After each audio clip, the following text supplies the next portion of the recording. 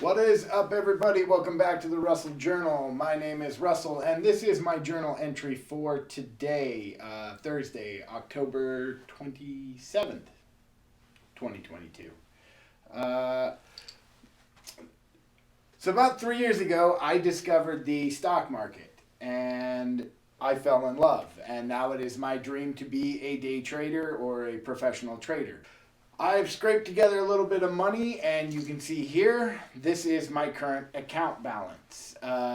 If I'm going to make it as a professional trader, though, that is going to need to get a whole lot bigger. How much bigger, you might add? Well, considering the fact that the minimum wage right now is roughly about $15 an hour in most states, I'm probably going to have to figure out how to beat that. A $15 an hour minimum wage translates to about $31,200 a year. So what does that mean for me? 252 trading days in a year, so you divide that by 31,200 by 252, and you get that in order for me to beat or at least be equal to minimum wage, drum roll please, next slide, I need to make about $125 a day. Okay, well, we had one trading day today, so how did I do? Princess, why don't you show them? And ta-da!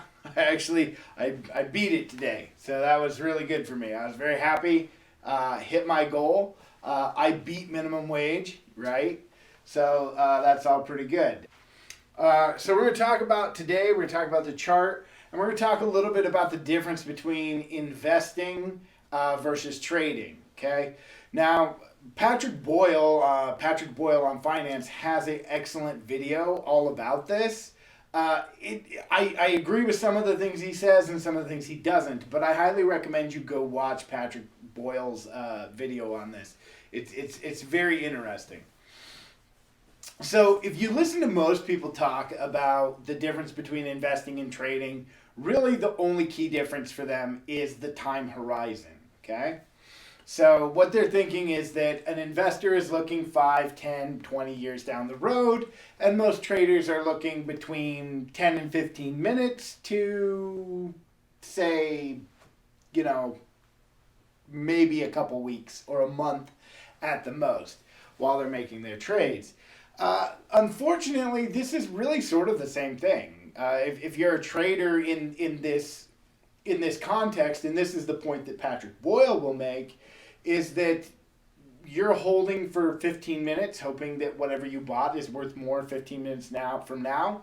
And if you're an investor, supposedly you're just hoping in 15 years it's more than what you paid for it now. So really that doesn't really give credence to the idea of the difference between trading and investing, okay? And so it is really, time horizon, sure, okay, I can get that. The time horizon and maybe thinking about calling yourself a trader as instead of an extremely short-term investor may somehow present to you a more psychological way to do things, but it really doesn't do the whole thing service because it doesn't allow you to really think for all of the different individuals inside of any stock or any chart or any investment and how they may actually move or behave. Okay, and this actually causes a lot of chaos and not understanding. Okay. So there's things like the idea of the Fed pivot, right? We've discussed the idea that the Fed may either slow the pace of raising interest rates, they may altogether pull back and just start reducing interest rates, go right back into QE, or they may just simply pause, right? May stop, just not do an interest rate hike for a little while. Leave it where it's at and see what happens. Okay? Now, if you are a trader, and especially if you're a bear, typically if you believe that the market is going to go down, you're really in a trader's mindset. Bear investing, selling something now, hoping that in 15 years you can buy it back for cheaper. That's a real rough gamble, if you ask me. So what so if you are an investor, if you're a trader and you're wondering how come it is that the market is going up on this concept of a Fed pivot, well, you're not thinking for an investor. You're thinking like a trader. And a couple of things about it, again, that we've discussed is that companies are justified. They're validated based on PE ratios. Okay? The price you pay for the stock versus how much earnings you get. How many dollars am I investing here for how many dollars of earnings does the stock get? Okay? And this matters because what earnings is returning and what the growth of those earnings really matters relative to how much that money cost me to get. So I'm really thinking about this a lot, and on this channel we will really go over this topic a lot. It's going to happen quite a bit that we will go over this concept, because I think it really is important that you don't just go, stupid bulls, I can't believe you're buying and driving the market up when everything is all so bad and the whole world is coming to an end, right? I think that's a really foolish way to think about it. And it does not lend any credence to like what they're doing and what they have to do, right? In the grand scheme of things, you're looking at guys who have to manage averages over 10, 20, 30 years. They can't just pull all of that money out because it's a bear market or, oh no, things are really bad, the Fed is raising rates, right? They have to sell some, of course, but then there's a point where they have to buy back. Those accounts, those funds that they're managing require them to be in the actual market. So this idea that somehow that they can just not, right, this idea that they could just yank all that money now, first of all, it's really bad in general, right? The businesses are using that money to keep things going, keep the economy going. So when we think about investing, right, one of the things we're going to think about is the cost of money, okay? And the reason is because a lot of times investing is not just buying something for equity. And if you take something like the real Robert Kiyosaki philosophy on investing, equity is not an investment. Right? Equity is just one form of debt for another as far as Robert Kiyosaki is concerned, right? Anything that if you follow any of his teachings, all of that will lead you to the idea that it's only something that puts money in your pocket, right? So one of the things about an investor may be, especially from that line of logic in the investment space, you're looking at something where they may be thinking like, well, how much is the dividend, right? That is income. You buy some stock that pays you a dividend, that is income. It's putting money in your pocket. If you are a follower of Robert Kiyosaki, this is the textbook definition of what he considers an asset, okay?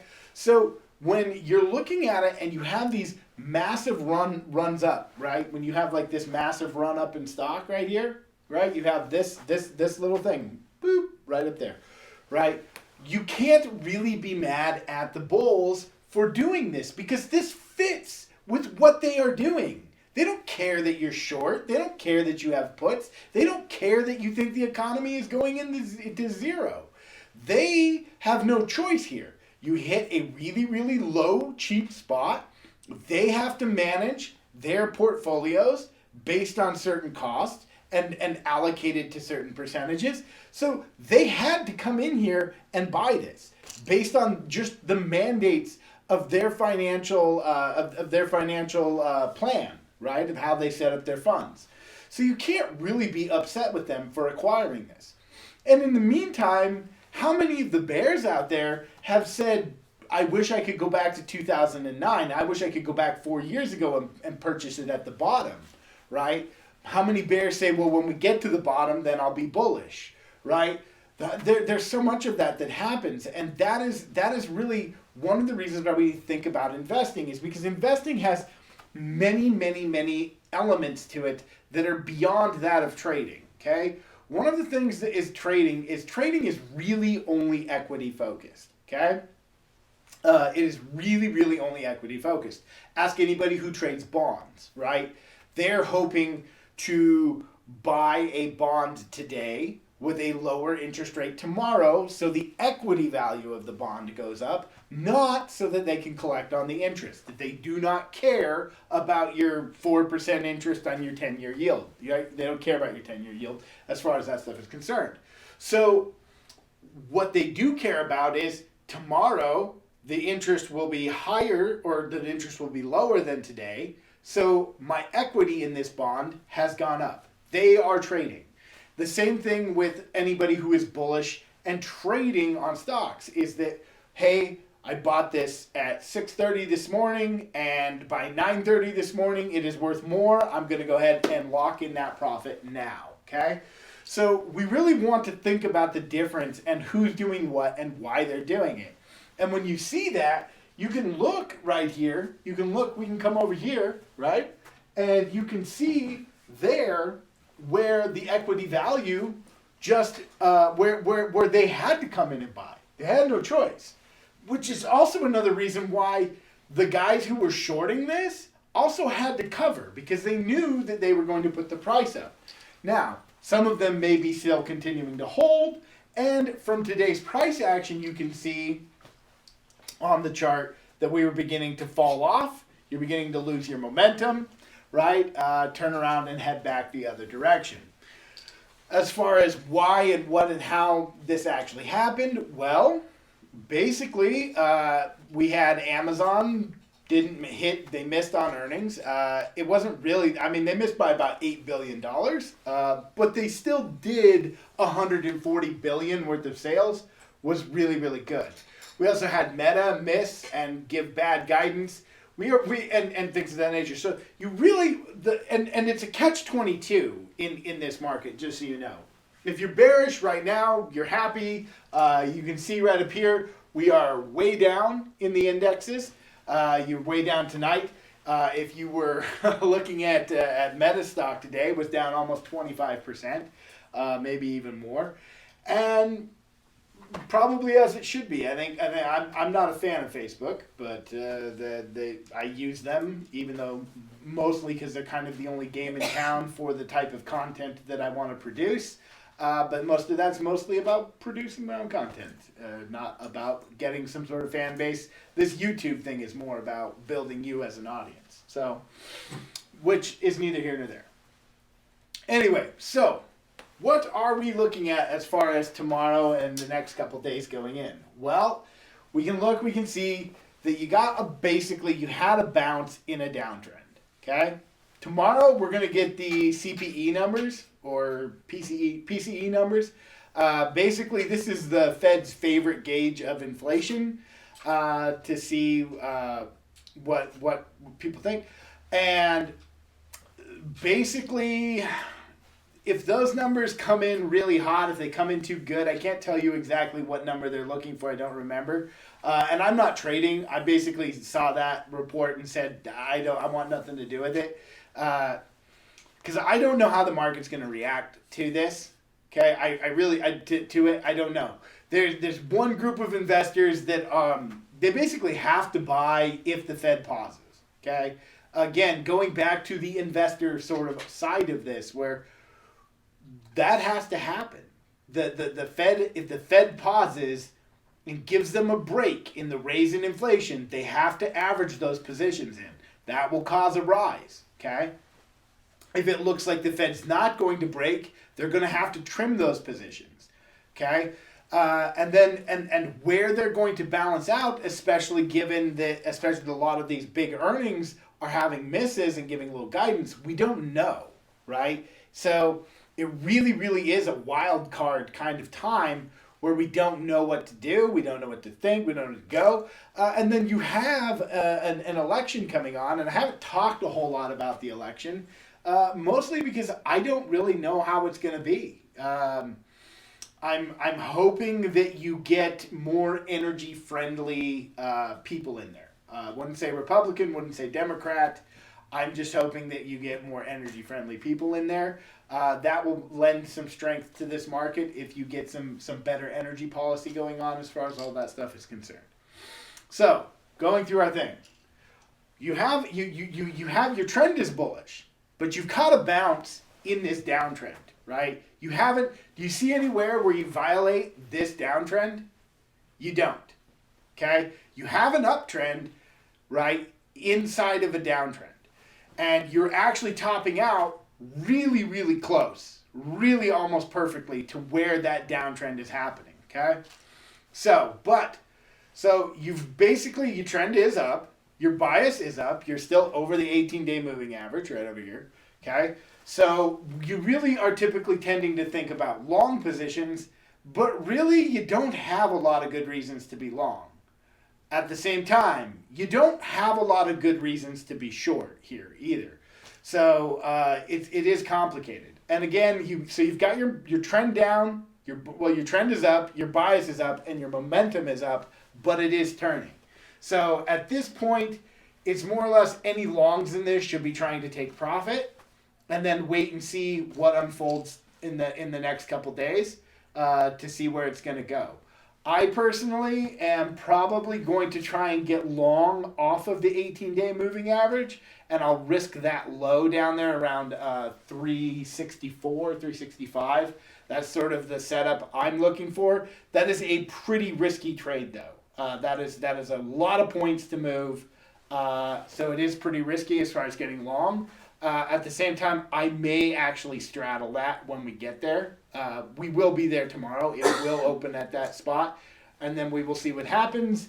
If PCE is bad and momentum continues in the downward direction, fair enough.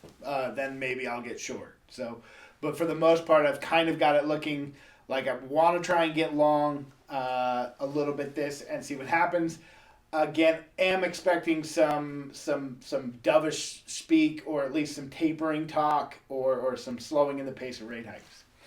And as far as that goes, that's basically the plan for tomorrow and kind of recap for today. So thank you for watching the Russel Journal. Appreciate you guys coming in. Please make sure to hit that like and subscribe button. Does help the channel out, helps us get out there to the rest of the world. And until tomorrow, the Russel Journal is written, edited, and hosted by me, Russell Liss. We are produced by Social Media Shows. Our executive producer is Maria Pereza. Give Social Media Shows a check out, socialmediashows.com. They can help you produce YouTube videos like this. And until tomorrow, something about a catchphrase.